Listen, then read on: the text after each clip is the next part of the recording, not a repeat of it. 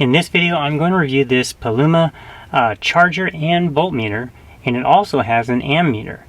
And the reason I bought this is because I need to monitor what my engine is doing.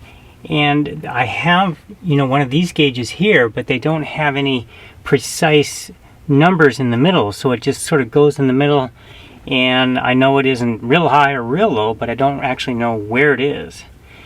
And so this is rated at 4.8 amps, 2.4 amps for each USB plug.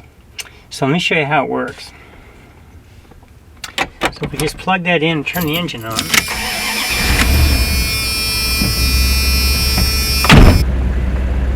So what you'll see is 13.4, and you'll see some green lights here, and if you were to take the camera down, you see some green lights here.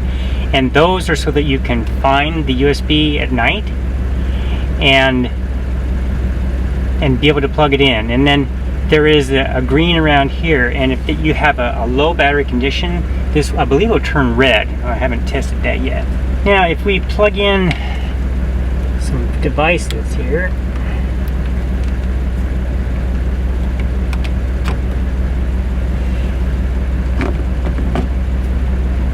now this phone is completely discharged and it's starting to charge, but this is a little bit hard to see. It's what it'll do is it alternates back and forth between the voltage and the current draw. So we're at 13.2 and 1 amp. So let's plug in this other phone.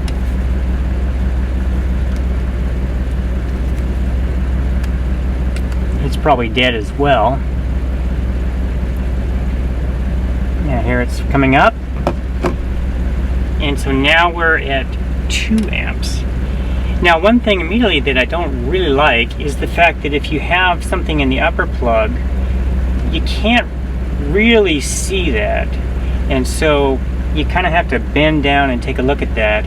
And I think it would have been a better design to have the 2 on the bottom and just had it flared out a little bit and a little bit wider.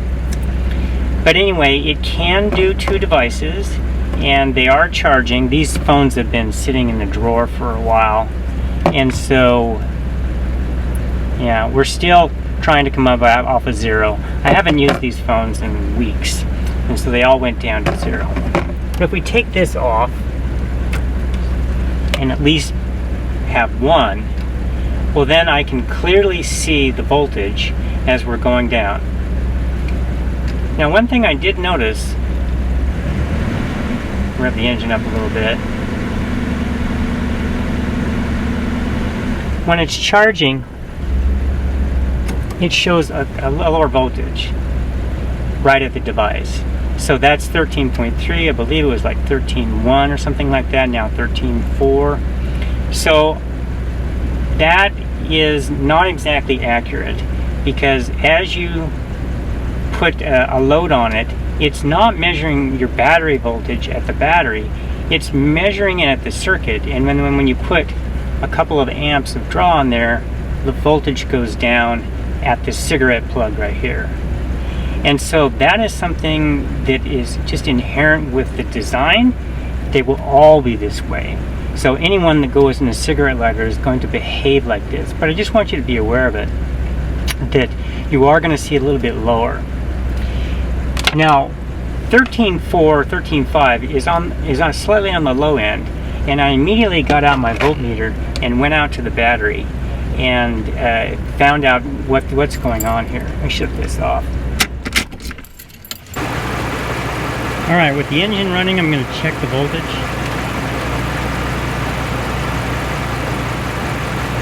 So that's 13.72,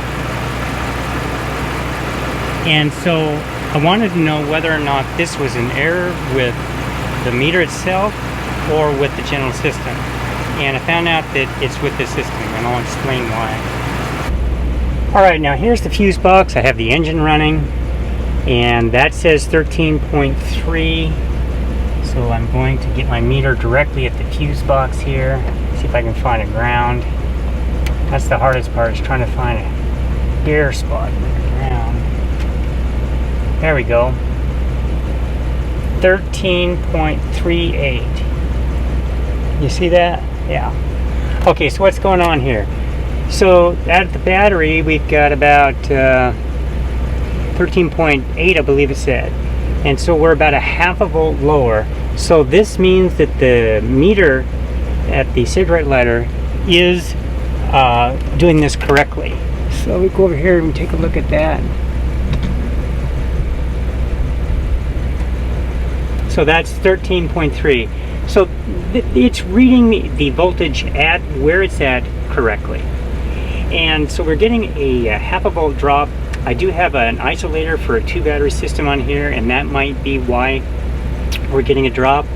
Or it could be just the length of the wires and the load that's on there from, you know, everything that it's running at the time, and there's always going to be a little bit of voltage drop. But anyway, this, as long as I know it's about a half a volt low, then I can calculate where I want to be. I would like to be running about 14 or 14.5, something like that. And so I'm about 0.2 actually, because this is the 13.8. So I'm just a little bit lower, but I'll monitor it and see how the alternator is performing over time.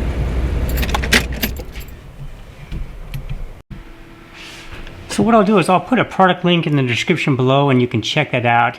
I think I paid somewhere around, I don't know, $12 or something like that. But now this is really quite small, and I really would like it a little bit bigger. As I mentioned before, I would like it redesigned with 2 on the bottom and 1 on top.